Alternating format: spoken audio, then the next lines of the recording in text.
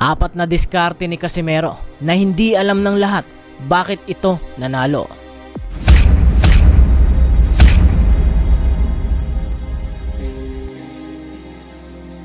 Ano nga ba ang naging diskarte ni John Riel Casimero kontra kay Luis Neri at sino ang susunod na makakalaban nito?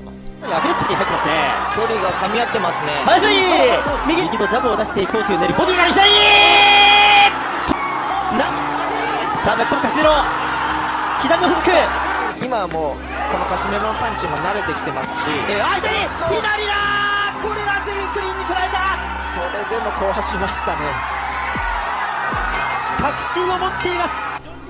Paano ang naging diskarte ni Casimero laban kay Luis Neri? Ito ang tanong ng mga boxing fans. Ang naging susi ng diskarte ni John Riel Casimero laban kay Luis Neri ay ang agresibong pressure, timing at paggamit ng kaliwang hook. Narito ang mga pangunahing bahagi ng kanyang strategy. Ang unang strategy ay mabilis na pag-atake mula sa opening bell. Hindi niya pinayagang makahanap ng magandang rhythm si Luis Neri. Sa loob pa lamang ng unang 30 seconds ay naipabagsak niya si Neri gamit ang malinis na kaliwang hook. 左のフックを出していきました。カシメロ右のストレート。カシメロがかなりアグレッシブに入ってますね。カシメロがかなりアグレッシブに入ってますね。距離が噛み合ってますね。はい、右、おっとダウンになりますか。ダウンです。左のフックでダウンを奪いました。カシメロ捨てやったりの表情。これ Pangalawang strategy ay ang pag-counter sa agresibong estilo ni Neri. Kilala si Neri sa volume punching at pressure fighting, pero sinalubong ito ni Casimero ng mas mabibigat at may eksaktong suntok. Sa halip na umatras ay pinili niyang lumaban sa loob at samantalahin ang mga butas sa depensa ni Neri. 奪いました。右のジャブを出していこうというネリ、ボディから左。なんとカシメロ2回目のダウン。 右からジャンプしながらもう左ですね。ネリは全く見えていませんでした。 Pangatlong strategy ni Casimero, target ang ulo gamit ang kaliwang hook. Maraming knockdown ang nanggaling sa kaliwang hook ni Casimero. Ayon sa mga ulat, ang parehong knockdown at finishing sequence ay nagmula sa kanyang malalakas na hook at kombinasyon. ジョン・リエル・カシメロ、ノーガードで打ってこいとネリを挑発。さあネリはどうする。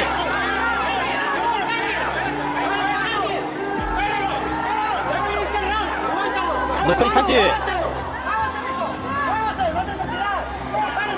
詰めるカシメロ、一発でも後をもらってしまい、捉えた。かなり足に来ているネリ、ボディ。カシメロボディから上。いいですよ。はい、左フック。危ないですよ。さあどうだ、右のストレート。止まる可能性もあるぞ。さあ残り10秒、耐えきれるかどうか。ゴングが救うかどうか。その数ご覧の通り、ネリが入ってきました。ボディからネリの左フック気味の右捉えた。またカシメロの右のフックだ。4回目のダウンです。ネリはダウンではないというアピールをしていますが、 At ang pang-apat na strategy, ang finishing. Sa patuloy na pressure pagkatapos ng bawat knockdown, hindi niya hinayaan makarecover si Neri.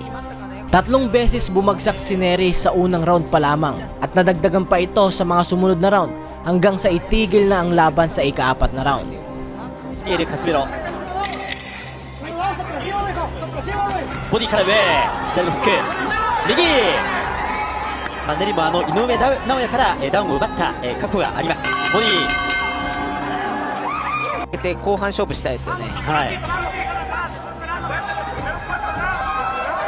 1ラウンドに3回、2ラウンドに1回ダウンを奪いましたジョン・リエル・カシメロ。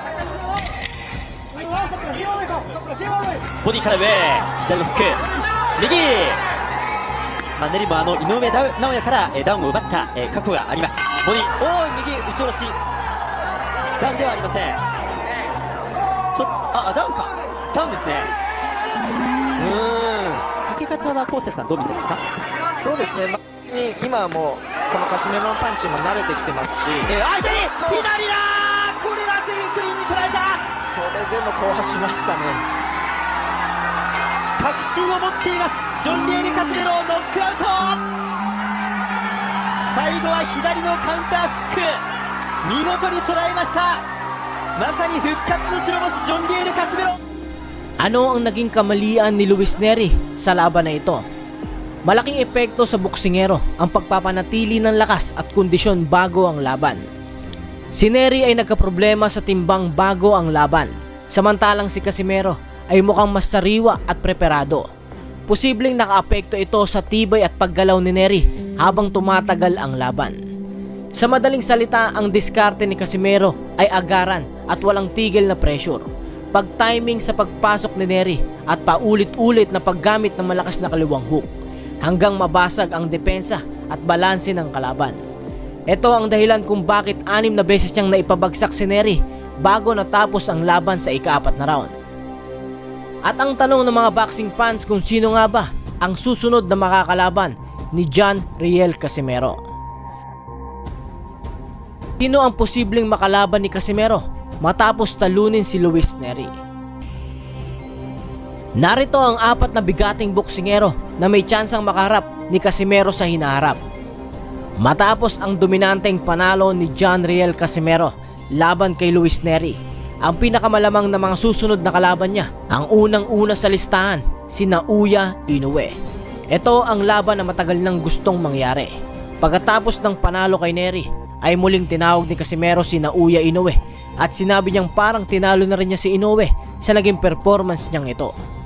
Pangalawa sa ating listahan ay si Marlon Tapales, isang malaking all-Filipino showdown na matagal lang pinag-uusapan ng mga boxing fans.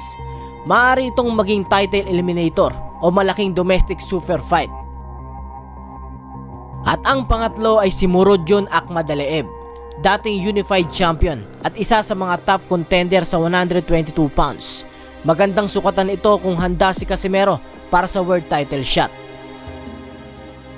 At ang panghuli sa listahan natin mga bossing ay si Sam Goodman, isa pang mataas ang rango sa super bantamweight division at posibleng maging eliminator para sa world title.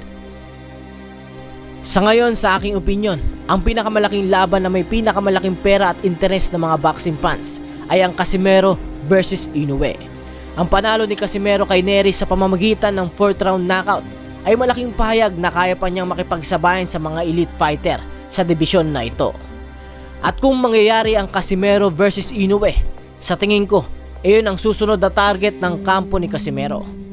Kayo mga bossing, sino sa tingin nyo ang susunod na makakalaban ni Cuadro Alas Casimero? Gusto ko isusunod ko si Naoya Inoue. Basta hindi na siya tatakbo.